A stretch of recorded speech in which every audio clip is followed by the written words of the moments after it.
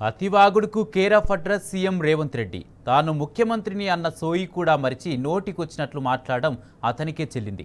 వివాదాస్పద వ్యాఖ్యలతో అడ్డు అదుపు లేకుండా ప్రవర్తిస్తున్న సీఎం రేవంత్ మరోసారి నోటి దురుసును చాటుకున్నాడు.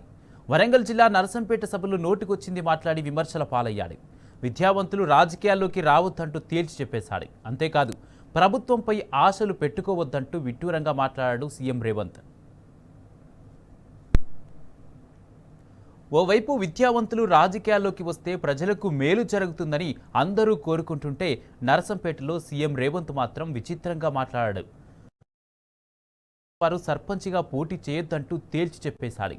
సర్పంచ్లు, వార్డు మెంబర్లు అంటూ యువకులు సమయం వృధా చేసుకోవద్దంటూ అర్థం పర్థం లేని సోది పురాణం వినిపించాడు.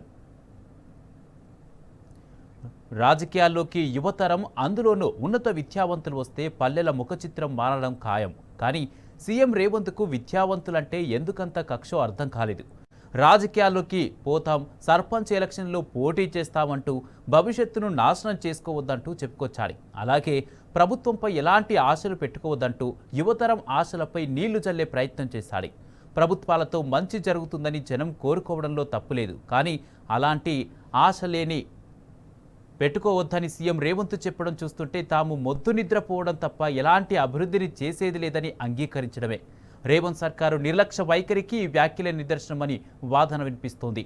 వివాదాస్పద వ్యాఖ్యల నేపథ్యంలో సీఎం రేవంత్పై విమర్శల జడివాన కురుస్తుంది. ముఖ్యమంత్రి నోటి తురుసును తగ్గించుకోవాలంటున్నారు జనం. సీఎం స్థాయిలో ఉండి ఇవేం అడ్డగోలు వ్యాఖ్యలంటూ జనం మండిపడుతున్నారు. ముఖ్యమంత్రి అర్థం పర్థం లేని వాదనను కట్టిపెట్టాలంటున్నారు. అటు విపక్షాలు కూడా సీఎం రేవంత్పై నిప్పులు చెరుగుతున్నారు. ముఖ్యమంత్రి సోయి లేకుండా మాట్లాడుతున్నారని విపక్ష నేతలు ఆగ్రహం వ్యక్తం చేస్తున్నారు.